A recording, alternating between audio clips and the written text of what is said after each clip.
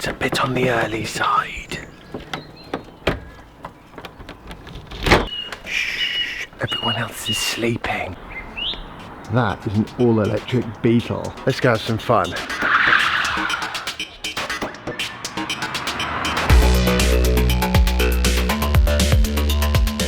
Hello, morning. Morning. Right, let's talk Beetles. So this is your current demo car, is that right? Put smiles on my face demo car. Right. Yeah, so this is my toy. So if I want to convince my father to convert his Morgan to electric drive, Yeah. I need to bring him down and sit him in this, do I? Yeah, it might scare him a little bit, but I built this for my style, which is kind of retro race kind of feel to the car. It turns, goes and stops very well, let's say. I'm bringing in my historic racing sort of like experience to get the setup really right. So this goes fast, handles correctly and stops beautifully.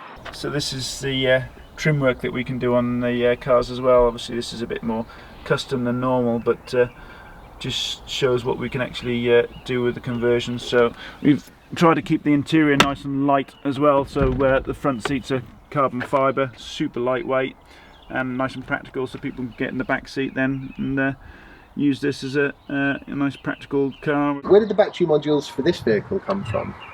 Again, they're the same as in the 911, so they're what was used in things like the Mercedes Smart Car, electric conversion for converted cars. They're same as the Tesla Roadsters, so they're kind of the early generation Tesla modules. So this is 48 kilowatt hours in this. Yeah. Split between the front battery pack and the rear battery pack. So again, beautiful weight distribution, same as what we've done in the 911. That has 9 in the front, 9 in the back. This is 8 in the front, 8 in the back. So 48 kilowatt hours, but this is a lighter car. Yeah. So we've done things like fiberglass wide wings, carbon fibre bumpers, Lexan windows. So there's some race retro upgrades that we've done to lighten the chassis and make it a bit more nimble on the road. And again, LED headlights, of course. Getting the look and feel of the car is just as important as electrifying. Yeah. Am I right in thinking they both charge from a Type 2 cable? Yep. Is it a Type 2 socket in the car? Correct. They're in the fuel filler caps on this, both in the 911 and the Beetle. So if you pop the fuel filler caps, you'll see the Type 2 connectors. And what speed will they charge at?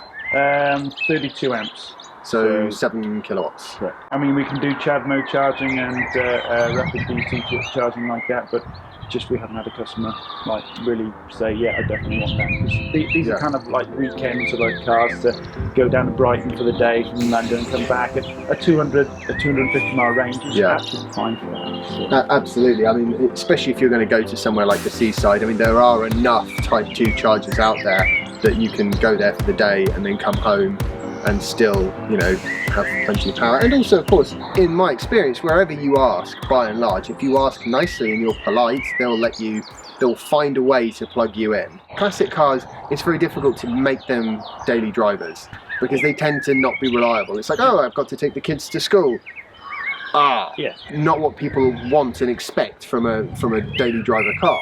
We're kind of doing the ultimate recycling here, because essentially for a lot of these cars that come in, they're not in great shape. Yeah. I mean, the 911, when it came in, it looked good. It was what I call a 10-footer.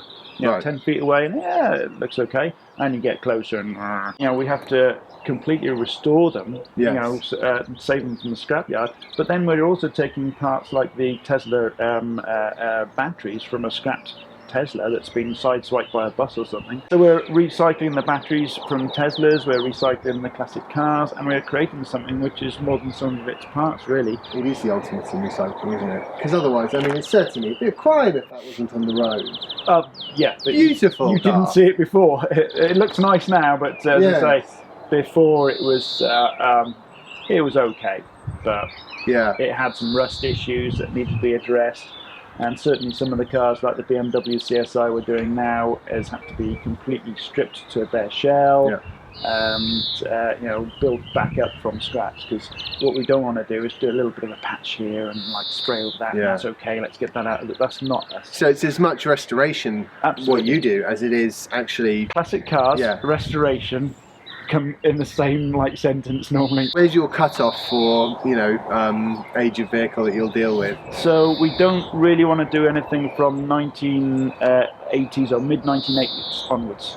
When things like ECUs, airbags, you know, any electronics gizmos like ABS and traction control, when that starts coming in, doing a classic car conversion starts to become a lot more complex.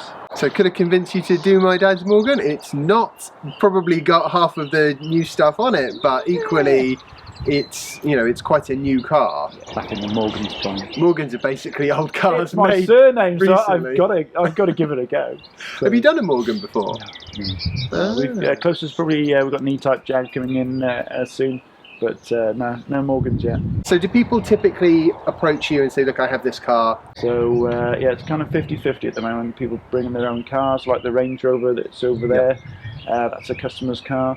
But as I say, some people just say, right, what I really want is this car in black, lots of chrome, stupid amounts of power, and 500-mile range. And then you have to bring it a little bit down here. You take a little up on the power expectations, and then we agree a specification and a budget, obviously, and then and a timeline. And then we start looking for the right car and helping them buy the right car. Right, let's go have some fun. All right. Is he coming with us? No. Come on, out you come. Go on, Matt. So this has got 4 gears rather than the 5 on the Porsche. So first gear is absolutely pointless because as soon as you put your foot down you have to change gear. So I just normally leave it in second or third, and unless I'm on the motorways and stick it in fourth. You ready? Yes. You holding on? Yes. Alright, here we go. Jeez, it does go, doesn't it? It's like a go-kart, it's just literally 50-50 weight distribution. So it goes around corners beautifully. Yeah, we're looking forward to taking this out on the track. So we're going to take this up to the track up in Anglesey and just take it around the strip and just see how she handles, tweak it a little bit. Come on, you can have a play. Oh, fantastic. You know that means you're going to have to be the cameraman.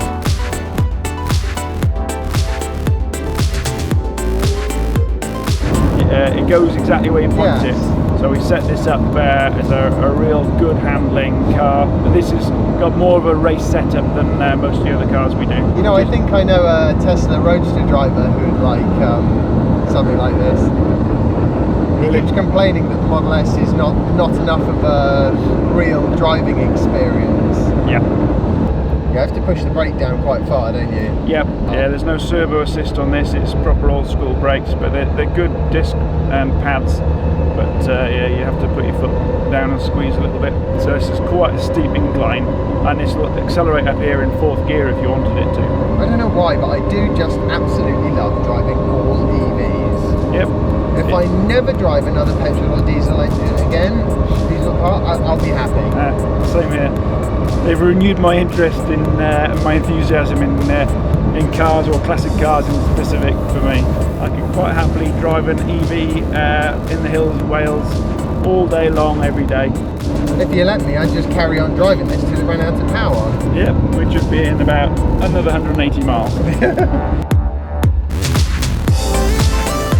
Yeah, they're obviously more powerful than the original engines they had in them, but in main, they're actually more powerful than most other cars on the road. Fantastic. Right, I don't need to put it in neutral, do I? No, just put the handbrake up, off of the key. What do you think of that?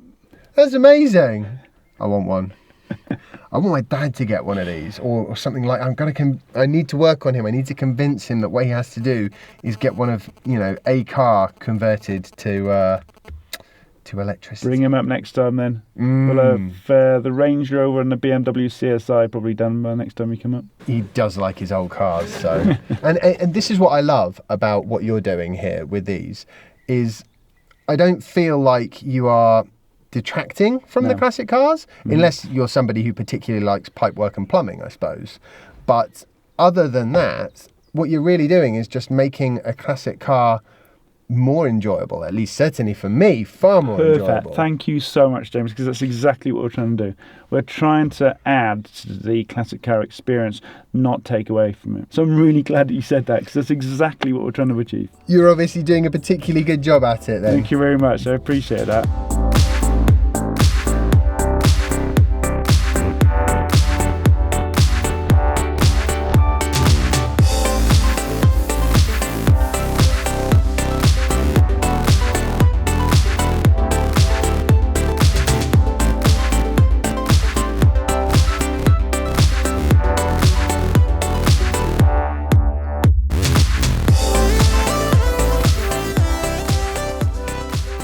I've had a fantastic time. Good man. Thank you so much. And he's still alive to tell a tale. It's been brilliant. Absolutely brilliant. Right, let's grab an Instagram and then I think I need to go home. Oh.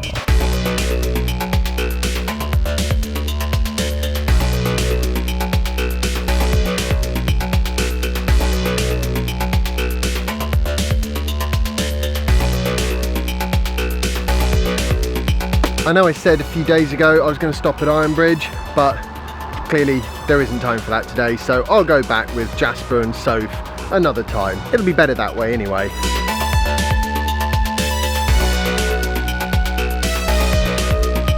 "250 miles today.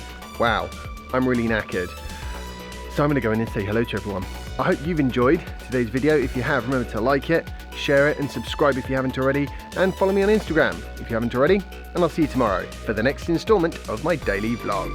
Bye. I bet Jasper will be all over this. Next time I come up, I might have to try and sort of maybe, I don't know, wangle it for a weekend or something and bring Soph and Jasper. The problem is I can't really bring Jasper on his own, otherwise we don't get to do anything except, you know, mind the 3-year-old. Well, when the Range Rover's up and running, then yeah, you have to come up again.